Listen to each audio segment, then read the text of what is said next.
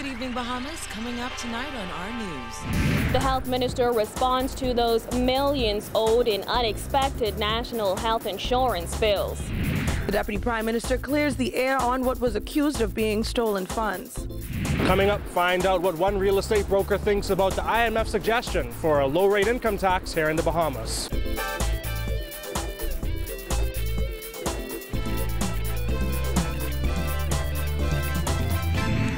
Is brought to you by Alive, the nation's newest and best LTE network.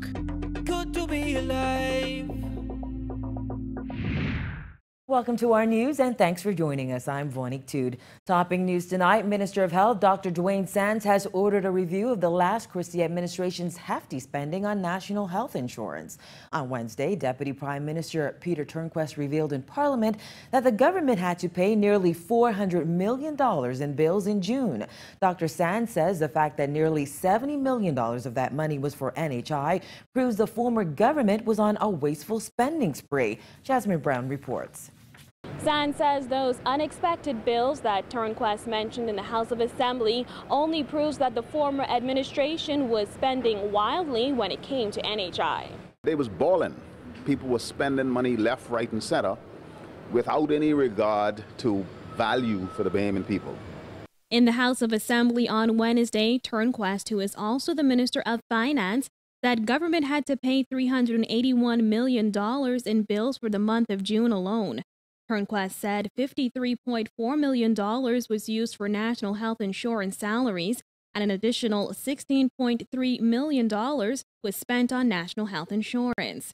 When asked for a breakdown of what that additional $16 million was spent on, the health minister says that's why he has ordered a review. I think that all Bahamians are surprised, I would say shocked, at the outrageous expenditure on the National Health Insurance Program and the outstanding bills that would have been paid in June of 2017. Subsequent to the Deputy Prime Minister's contribution in the Honorable House of Assembly, I have asked to be given a breakdown of those total charges. Sands says the problem is NHI was being funded by various government ministries and departments, and as a result, its operations were not streamlined. Remember that NHI was not confined to the Ministry of Health. There was expenditure for NHI coming out of the Office of the Prime Minister in the previous administration, out of the Ministry of Labor and National Insurance, out of the Minister for Grand Bahama, from the Attorney General. Sands says the sad part is the Bahamas spends more on health care than most countries in the world, but Bahamians are not getting value for money. We already spend more for health in the Bahamas than most countries in the world. And yet our performance in health puts us in one of the lower categories. What that means is that there's a tremendous amount of waste. So what we are trying to do is to identify that waste, to cut it out, and to ensure that if we are going to add additional funds, that it goes to the benefit of the Bahamian patient and not to the benefit of a provider or not to the benefit of a vendor or somebody else. Reporting for our news, I'm Jasmine Brown. Democratic National Alliance leader Granville McCartney has confirmed that he will be stepping down as leader of the party at the end of the month. Having led the party to defeat in the last two elections, McCartney said he will be taking a back seat, adding it's time for someone else to take the helm and move the DNA forward. McCartney will officially relinquish the post on October 24th. Deputy Leader Chris Mortimer will become interim leader. The DNA failed to win a single seat in the May 10th election.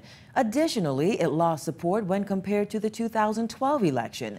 McCartney said the party will rebuild one association at a time.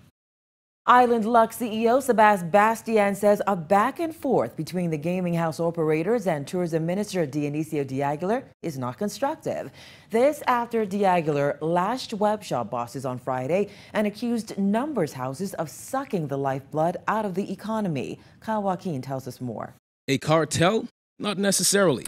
I feel everyone has an opinion. That's it. Despite Diaghiler's scathing assessment of web shops, Island Lux CEO Sebastian says he refuses to engage in a war of words with the minister responsible for gaming. Bastian says he and other stakeholders in the gaming house industry are willing to meet with Diaghiler to give him a better understanding of what it is they do and the contributions they make to the country. We're driven by data, and we're willing to share the data. And like I said, we're going to have the constructive conversations going forward, and I feel once everybody has the information, we shouldn't have an issue. Diaghiler has said web shops are sucking the lifeblood out of the Bahamian economy. Last week, he also criticized web shop operators and their efforts to put a dent in gambling addiction. But for Bastian, particularly with his company currently promoting Responsible Gaming Month, that criticism is a bit unfair. Island Luck has always been a company that has prided itself on giving back, as well as it's only a game. It's only designed to be entertainment. We don't want to be seen, or we don't support people gaming in an excessive form. We always want to encourage moderation. The Gaming House Operators Association on Friday issued a statement accusing the minister of making unfortunate, reckless, and factually incorrect statements regarding the domestic gaming industry. The association also noted that the sector contributes more in taxes than the 3 major casinos in the country combined. Diaghiler has since called that assertion skewed. But today, the Island Lux CEO said this type of discussion in the public domain is not healthy for the future relationship of the industry and the government. I support due process. Like I said, we're not going to have this dialogue via the media. I'm pretty sure we have plans to have a sit down and find the best way forward in the best interest of all parties concerned. And the back and forth via the media, it's not constructive, and I will not fall victim to that. The minister has said a full review of everything from gaming licenses to the moratorium will be under review at the Gaming Board. He also said perhaps those web shops should be made to pay more taxes. However, Diaghiler also said he's willing to be educated on the industry. Anything that's asked of me, I'm willing to divulge. Any information that's asked of me, I'm willing to divulge. Reporting for our news, I'm Kyle Joaquin. The Office of the Prime Minister responding to what it called misleading comments by Exuma MP Chester Cooper. The PLP MP said yesterday the Deputy Prime Minister's revelation that government cannot locate $42 million borrowed by the former administration is shocking and unacceptable. April Sands reports. The Deputy Prime Minister Peter Turnquest clarifying his words that he never stated that the missing $42 million was ever stolen. In the House of Assembly last week, Turnquest said that the government has only been able to trace $108 million of the $150 million borrowed by the Christie administration in the wake of Hurricane Matthew last year. MP for Exuma and Ragged Island Chester Cooper suggested that for Turnquest to blithely say he has no idea where the money is, shocking and unbecoming of a Minister of Finance. However, Press Secretary Anthony Newbold says Turnquest stands by his comments and suggested that Cooper's statement was misleading. To suggest that I stated the money was stolen or otherwise misappropriated is deceitful and entirely misleading.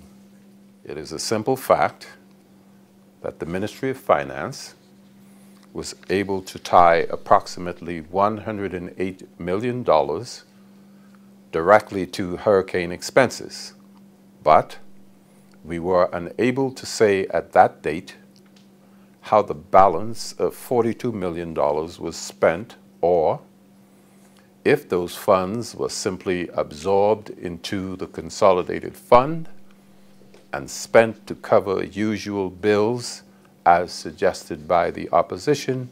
The Deputy Prime Minister also revealed that the country's GFS deficit for the 2016-2017 fiscal year now stands at $695 million. Cooper said last week that Turnquest raised a number of red flags in stating that the Christie administration racked up the debt by leaving this administration with unpaid bills up to $381 million. But Cooper said while Turnquest gave a list of things the government had to pay off, he did not explain the specific nature of the bills and questions why this administration made the large payment in full. As to where the money came from to pay those bills, the opposition should recall the borrowing resolution they helped pass just a few short months ago to cover those expenses. Reporting for our news, I'm April Sands. It's been 1 week since registration began for Dominican students wishing to continue their education in the Bahamas. And so far, only 4 or 5 students have expressed interest, according to Education Minister Jeff Lloyd. The latest that I have heard is that there are about 4, maybe 5, that have expressed an interest in coming to the Bahamas because either because there are family members here who can accommodate them, and that there are institutions, private institutions, who have expressed an interest in accepting them, accommodating them. In the House of Assembly last month, Prime Minister Dr. Hubert Minnis revealed that government will temporarily relax immigration rules for Dominican school children. Mixed commentary appeared on social media following the Prime Minister's initial announcement, as many questioned the process. Well, outside cabinet this morning, Lloyd explained the process begins in Dominica. And this is involving the government of Dominica as well as the teachers union in Dominica and so on. Then, of course, once that is completed there, they will obviously contact us, and then we will arrange with those family members the issues of immigration and how long they're going to be here, along with the schools that would be accepting them. A vehicle struck a male pedestrian as he was crossing the street on Tonic Williams-Darling Highway last night. The man's shoes were in the street while the vehicle that hit him had major damage to the windshield. Officer in charge of the traffic division, ASP Craig Stubbs, provided these details of this traffic fatality on the scene. After 10 this afternoon tonight, we got a report of a pedestrian being struck as he made his attempts to cross the dual carriageway of the Tonic Darling Highway. Car that was traveling westbound made contact with that pedestrian. He received significant injuries to his lower, upper torso, and to his head. EMS came on scene and they pronounced the male had expired as a result of those injuries. And in other news, police have arrested 5 suspects believed to be part of an armed robbery ring that targeted several businesses in recent months. Acting Commissioner of Police Anthony Ferguson says one suspect is still on the run. This weekend was significant that the officers on patrol at late hours of the night while everybody's asleep were able to arrest 5 persons who we believe were responsible for a series of armed robberies and theft of safes from various business establishments over the month. I am satisfied that we are making significant progress, and I would hope that at the end of the day, over the next couple of days, we should be making some arraignment before court. The Assistant Commissioner says as criminals become more sophisticated, police must respond in kind. So the criminals are moving about, they have teamwork also, and so the police have to be 10 steps ahead of them. And in this particular case we were, so we was able to break up that criminal network, and we will continue to identify any other persons who are connected. Still to come on our news, how one woman woke up $250,000 richer, so stay with us.